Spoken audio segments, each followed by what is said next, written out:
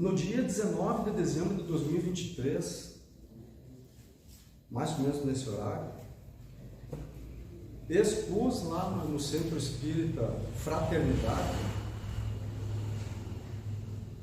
o tema, o amanhã de cada dia.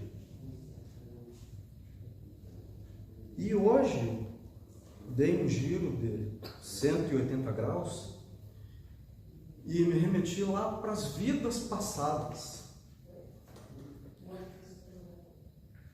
Às vezes a gente pergunta, será que devemos saber algo das vidas passadas?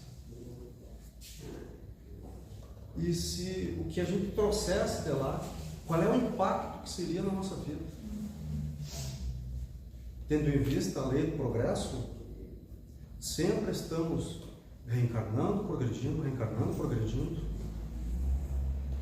Dado isso, o nosso passado, hoje somos mais superior que o nosso passado, nossas vidas passadas. Então, o que vamos trazer de lá, será que suportaríamos no meio dos nossos filhos, dos nossos netos, com a nossa consciência? Talvez saber que eu tenha sido um verdugo, torturador. Como é que eu ia me comportar no presente em relação dessas situações? Como que isso ia, qual é o fruto que isso ia trazer para a minha existência presente? Isso são perguntas que, tanto como o futuro, temos essa curiosidade. Isso é do ser humano. Acredito que uma vez todos já pensaram ou avançar para o passado, ou recuar para o presente, para o futuro, e recuar para o passado. Saber realmente, devido aos nossos sofrimentos, nossos anseios, os acontecimentos das nossas vidas, sim, todos nós, de uma forma geral, tivemos, nem que seja um único pensamento, em ir para o futuro e retornar para o passado. Tendo em vista também que o passado, o presente e o futuro não tem como que dizermos assim, ó, eu não quero saber do meu passado. Não. O nosso passado e o nosso presente e o nosso futuro, ele é único, só que porém estão em tempos diferentes, pensando de uma forma com o espírito milenar que temos. O nosso corpo perecível, logo ele vai se definhar. Mas é o nosso espírito milenar. Então, sim, não há como eu te retirar do passado, tendo em vista que o presente é a consequência do passado. E o futuro, a consequência do futuro vai ser o presente. Então, tudo isso está conectado, está ligado. Se a gente ter a curiosidade de saber o que fomos no passado, é só nos atermos a nos despir dos nossos orgulhos, dos nossos egoísmos, dos nossos títulos, da nossa posição social, familiar, social, e olhar dentro do nosso íntimo e buscar de lá, na realidade, o que somos. Talvez demorássemos, uns mais, uns menos, uma eternidade para saber, na realidade, o que somos na íntegra, naquilo que não é temporário, que é o nosso espírito imortal. Eu vou só fazer um porém aqui sobre o futuro. Muitos de nós, né, há quem diga, quase todos, nem que seja uma única vez, nós, né, tivemos a vontade de saber sobre o futuro. Esse muitas vezes incerto, diferente do passado. O passado já se concretizou, é um fato, não sabendo, mas é um fato. O futuro não. Talvez se soubéssemos sobre o futuro, a gente negligenciaria o nosso presente em prol do nosso futuro. Continuando. A vontade de saber sobre o futuro, esse muitas vezes incerto, e às vezes somos levados pela curiosidade também, pela insegurança do presente. muitas vezes queremos saber do futuro, né? Sobre nossos filhos, sobre nós, o que vai acontecer e o que não vai. Mas há também indivíduos, quando eu digo indivíduos, são nossos irmãos, nossa família humana, indivíduos com a curiosidade, digamos assim, de adentrar no campo das vivências ou das vidas passadas. Como eu disse antes, para tentar muitas vezes entender o nosso presente. Muitas vezes sofremos e não entendemos realmente por que sofremos. E às vezes essa busca, digamos assim, ela tem sido no passado, quando não conseguimos nos encontrar, digamos assim. Das vidas passadas, buscando a ter mais esclarecimento das questões existentes do existente presente, na tentativa de atenuar certas situações e desgostos. Quando a gente busca, a gente tem um objetivo. E esse objetivo ele pode ser através de uma curiosidade, de um desgosto, que não entendemos muitas vezes o nosso presente. Muitas vezes temos a certeza de que fomos alguém no passado e delegamos as nossas falhas e nossos erros para o passado. Há mecanismos aí nas redes sociais, links, sites que eles afirmam que eles buscam o que somos numa vida passada, através, eu acho que é o nome ou coisa parecida. Mas o que me atenta sem a crítica desses profissionais que diz que buscam através do site ali, não fazendo uma terapia com essa pessoa. Mas o que dá para perceber que sempre eles citam o nosso orgulho. A gente foi no passado um rei, uma rainha, um conde, uma princesa. Eu nunca vi sair de lá uma pessoa faminta. Eu fui numa vida anterior uma pessoa sem os membros superiores e inferiores, com a metade do corpo. Eu nunca fui um maltrapilho de rua, morando na margem, nos bancos das praças, nas calçadas. Eu nunca vi essas buscas virtuais, digamos assim, ser dessa forma. Então, no meu entendimento, não leva certeza em relação àquelas buscas. Voltando às buscas.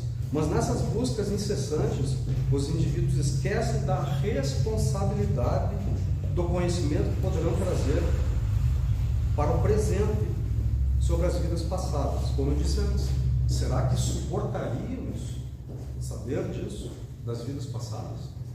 Eu, pessoalmente, eu não gostaria de sofrer esse risco.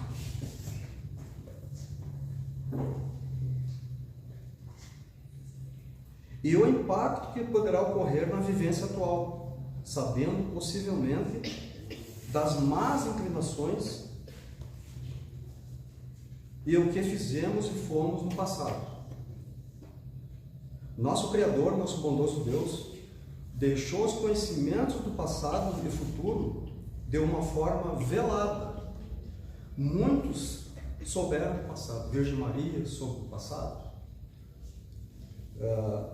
Entrou no seu aposento uma aparição de um anjo, se não me engano, Gabriel, informando a ela que ela seria mãe de um menino. Esse menino chamaria-se Jesus, Filho de Deus, e seria rei do mundo. E vários outros, a gente fazendo uma busca, souberam do futuro. De uma forma velada, para a nossa proteção. Em nenhum momento, o que não sabemos, vamos perder por isso não sabendo. Não, é como eu falei antes, se eu soubesse que eu era um torturador, como é que eu ia viver? De que forma, sabendo que fui? Então Deus sim jogou esse manto, esse véu em proteção em relação ao passado, para deixar a gente livre para aflorar mais aquilo que a gente deixou, digamos assim, para essa existência.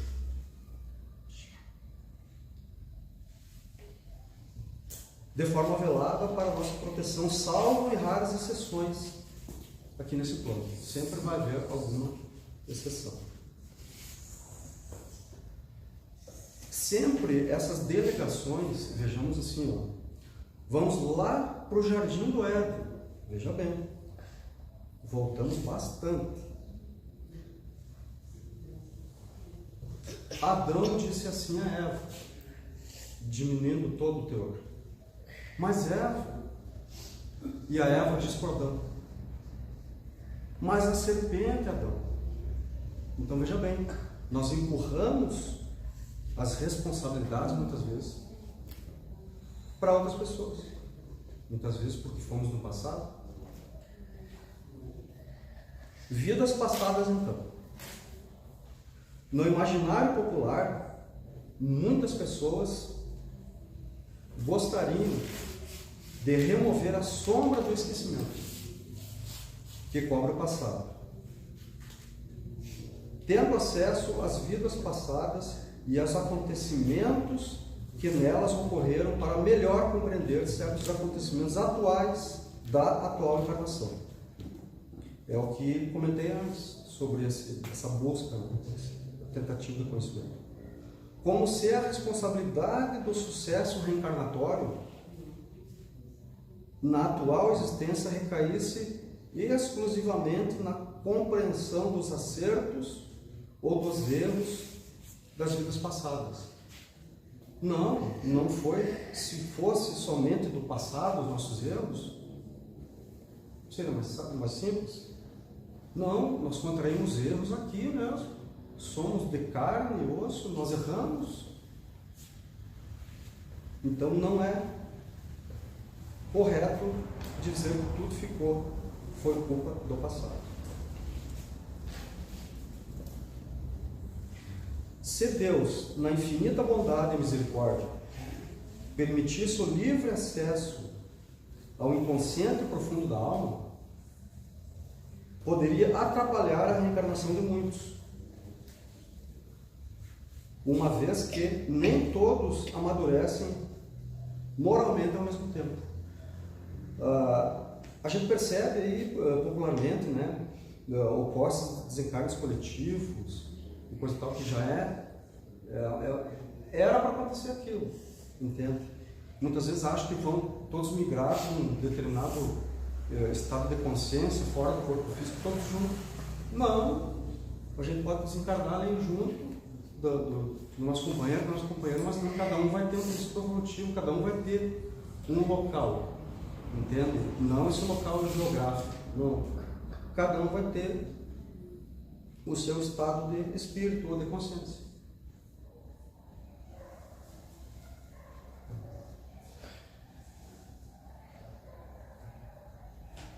Uma vez que nem todos amadurecem moralmente ao mesmo tempo, no mesmo ritmo, para lidar com equilíbrio e prudência as revelações das suas encarnações mais remotas. Observamos em O Livro dos Espíritos as questões 392 até 399, em que lemos que o esquecimento do passado é uma necessidade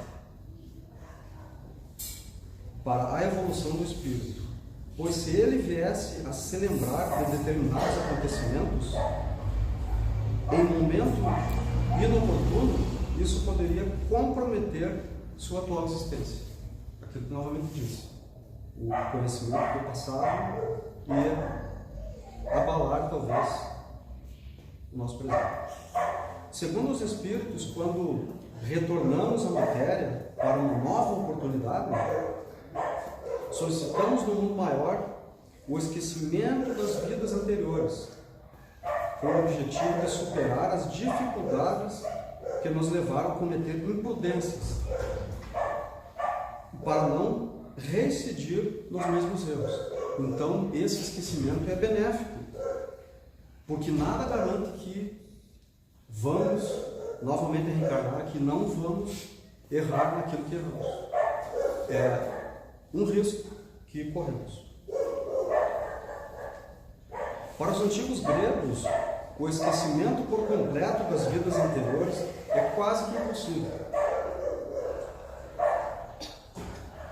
Pois nossa história faz parte da nossa essência e dessa forma trazemos no nosso âmago as reminiscências, as lembranças adormecidas do passado, que às vezes despertam com o objetivo de nos lembrarem das faltas que temos por obrigação reparar em uma nova existência física.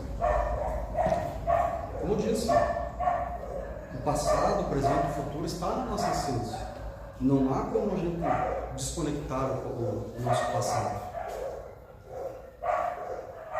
No imaginário popular, gostaríamos de ter o pleno acesso às lembranças de outras vidas, sem nenhum tipo de cautela ou de ressalva. Já que a curiosidade na condição de vigília, consciência, leva o encarnado, em alguns casos, a cometer certas imprudências. Veja que novamente seríamos imprudentes. Até mesmo nos mundos evoluídos, nos mundos mais evoluídos, nem todo espírito tem permissão para acessar suas lembranças de vida, mesmo no mundo evoluído. Os espíritos mais amadurecidos, nem todos têm a permissão de saber sobre o passado. Têm a permissão para acessar suas lembranças da vida passada. E quando fazem, já apresentam um relativo grau de amadurecimento. Então, aqueles que sabem disso, eles já têm sim um grau de amadurecimento lá no mundo mais evoluído. Somente buscam o conhecimento de suas antigas encarnações por motivos terapêuticos, veja bem, que não é por curiosidade, por temor, não. É para que eles se identifiquem, para que eles se fortaleçam mais, por motivos terapêuticos e não por curiosidade. Típica de um planeta de provas e expiações, como ocorre aqui na Terra. Se desejarmos saber um pouco mais das nossas antigas encarnações, basta observar nossas inclinações ou aptidões. E já teremos uma forte indicação de tipo de vida que levávamos. Aquilo que disse. Se a gente se despir de todas as coisas que aqui a gente comporta, a gente vai ter sim um prisma, uma luz do que na realidade somos.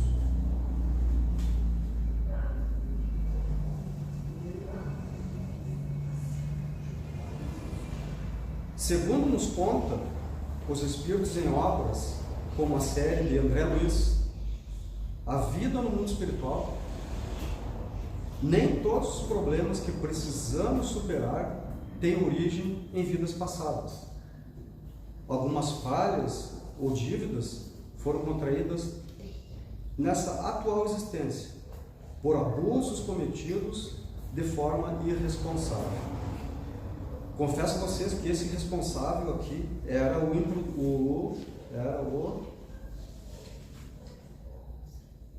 as imprudências. Somente eu troquei para não ficar tão impressionado assim, tão impressionado. Certas revelações poderiam desencadear um processo de perturbação. Veja bem. Levando, em alguns casos, a uma obsessão. Não vamos entrar no detalhe aqui das obsessões, porque é um pouco mais complexo. Tem uma obsessão simples, a subjugação, a fascinação, não vamos entrar nesses conceitos. Mas sendo obsessão, já não é boa coisa. Por isso necessitamos do esquecimento, para que essas obsessões, esses maus pensamentos nos tomem a nossa consciência, digamos assim. Na obra Ação e Reação, podemos observar que André Luiz e Hilário, orientados por Druso na Mansão Paz, procuram conhecer casos complexos de processos de desequilíbrio, cuja explicação reside no mau uso do livre-arbítrio em vidas passadas, gerando um comprometimento que só pode ser corrigido em uma nova encarnação. Veja bem, é tão severo que é em uma nova encarnação.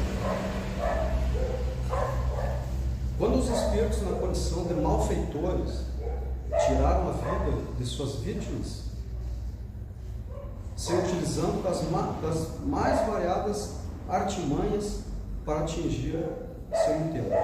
Isso aqui é um exemplo, né, do mau uso do livre-arbítrio. Nesse caso, se os malfeitores usaram das artimanhas, já caiu a negligência, a imprudência, a imperícia, já caiu assumindo o risco e somente ficou a vontade de cometer, de tirar a vida dessas vítimas. Então aqui sim houve um dolo. Ele não tirou a vida por imprudência, por negligência. Não, ele quis através das artimanhas. E aqui ele ocasionou um dolo para esses espíritos malfeitores. Vários casos nos chamam a atenção, porém o mais surpreendente é que alguns... Olha, veja, isso aqui é muito interessante. Pelo menos eu achei. Vários casos nos chamam a atenção, porém o mais surpreendente é que alguns desejam reencarnar para usufruir apenas do esquecimento. Não é aquele pedido para voltar, para tentar resgatar, para fazer melhor. Não. O espírito quer somente esquecer daquilo que fez, reencarnando de novo em corpo físico, jogado aquele véu do esquecimento. Ele somente quer o esquecimento. Apenas o esquecimento que o corpo de carne promove, nas lembranças que o espírito é portador na erraticidade. A erraticidade nós vamos entrar posterior aqui nesse conceito bem breve.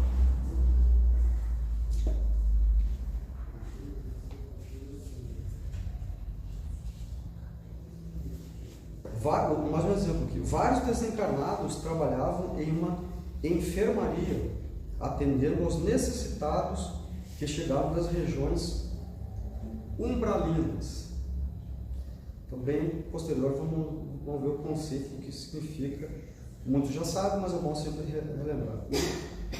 Regiões umbralinas. Em profundo desequilíbrio. Um senhor idoso, que mal conseguia andar e cambaleante,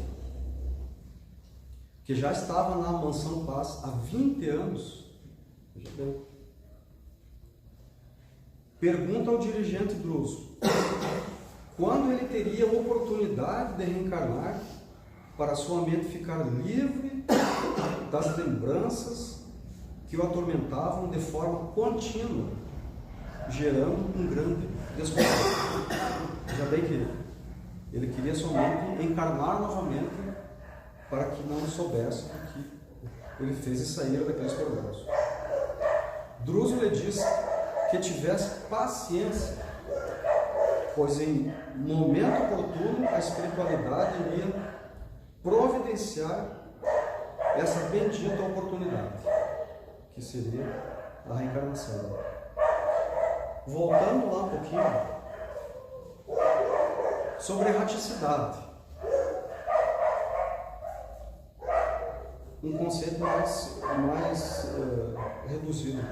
É o estado que se encontram os espíritos errantes, ou erráticos, isto é, não encarnados em processo de evolução durante o intervalo de suas existências corporais.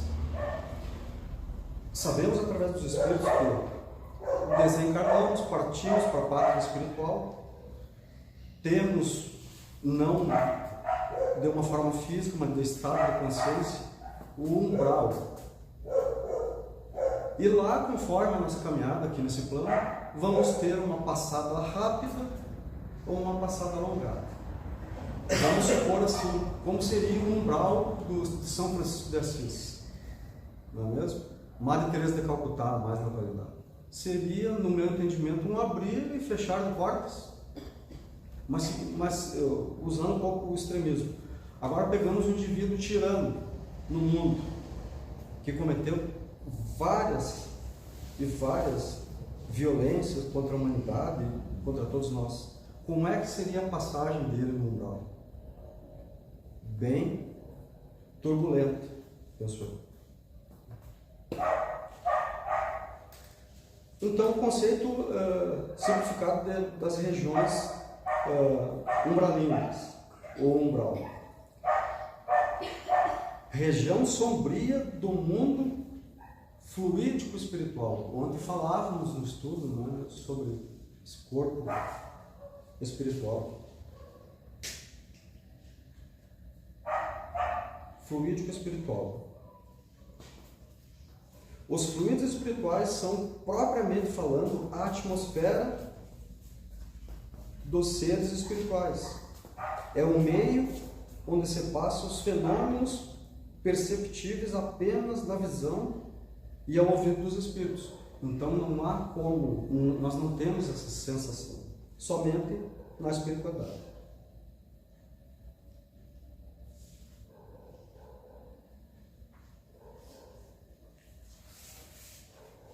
Continuando.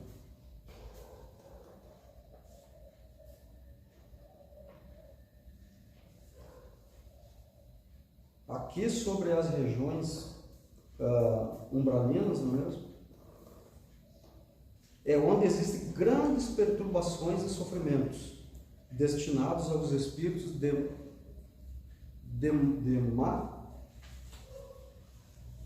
má índole, envaidecidos, orgulhosos, endurecidos, perturbados, desequilibrados, depois da passagem da vida terrena.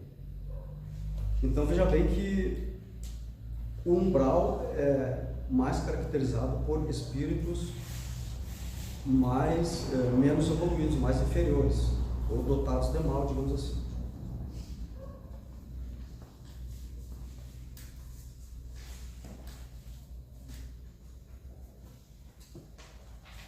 Voltando então. Esse relato que esse senhor de 20 anos, não é mesmo, no umbral, ele queria encarnar novamente para esquecer esses tormentos das lembranças, né? Esse relato reforça a ideia que apenas o espírito moralmente amadurecido solicitam de forma consciente e responsável o conhecimento das vidas anteriores, de forma terapêutica e não por mera curiosidade frívola. Frívola é sem importância, superficial, nesse sentido assim. Fazendo uma análise dessa narrativa, podemos perceber que o processo de reparação é muito individual de cada um, pois desconhecemos as vidas anteriores, dos companheiros que nos cercam, e a reforma íntima é necessária para ressignificar a maneira como interagimos com as pessoas e com a sociedade. A nossa família, ela é organizada no plano espiritual. Se trouxéssemos de lá o conhecimento para a nossa família aqui no presente, talvez lembraríamos depois não muito boa, ações muito não bem tomadas. E isso talvez traria o ódio novamente, porque a família é um local, eu sempre digo isso, é aquele cadinho que se funde tudo aquilo que é para ser purificado e melhorado. E se soubéssemos muitas vezes que fomos tiranos no passado, talvez traríamos esse ódio, essa raiva junto.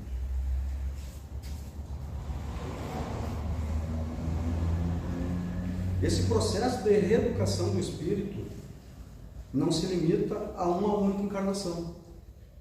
Porém, quando temos a oportunidade de iniciá-lo, passamos a ter o compromisso redobrado, pois não somos mais meros espectadores da realidade, e sim agentes da nossa transformação pessoal.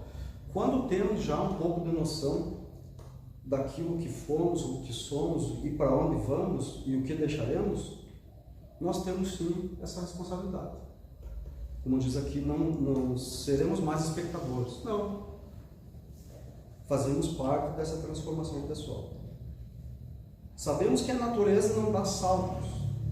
Precisamos nos esforçar para dar um testemunho de boa vontade.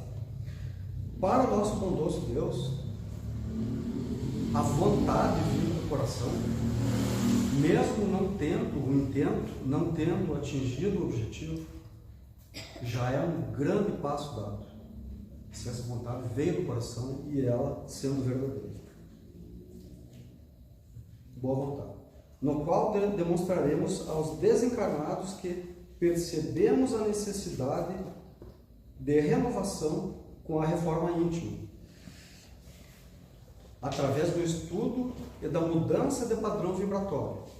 O nosso padrão vibratório,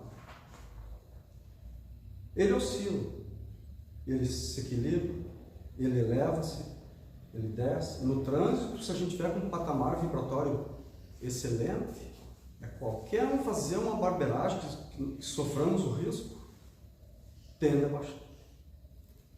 Temos ainda esse sangue um pouco quente para essas coisas de revidar.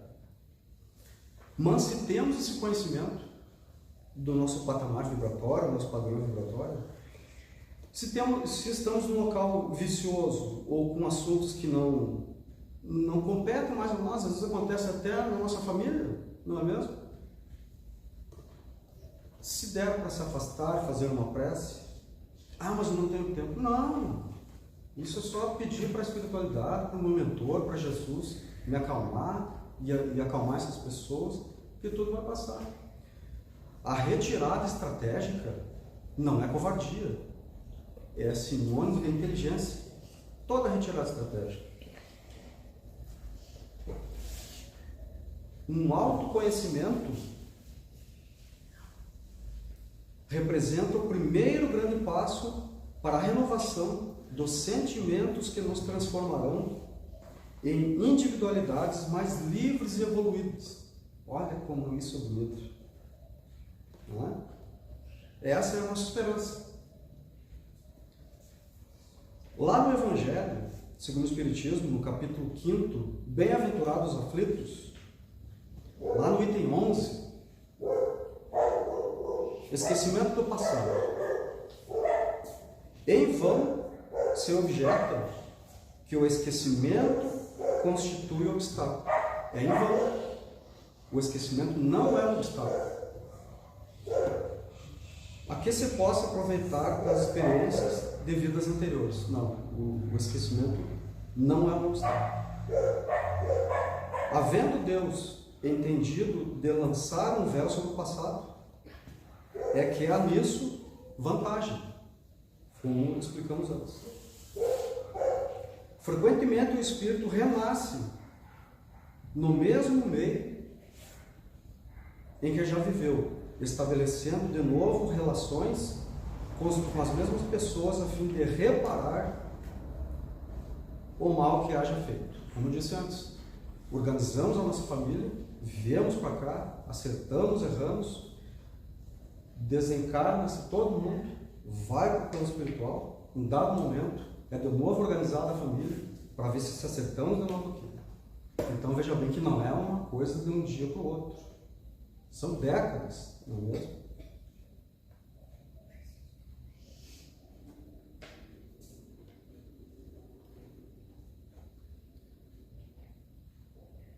Estabelecendo novas relações com as mesmas pessoas, a fim de reparar o mal que lhes haja feito.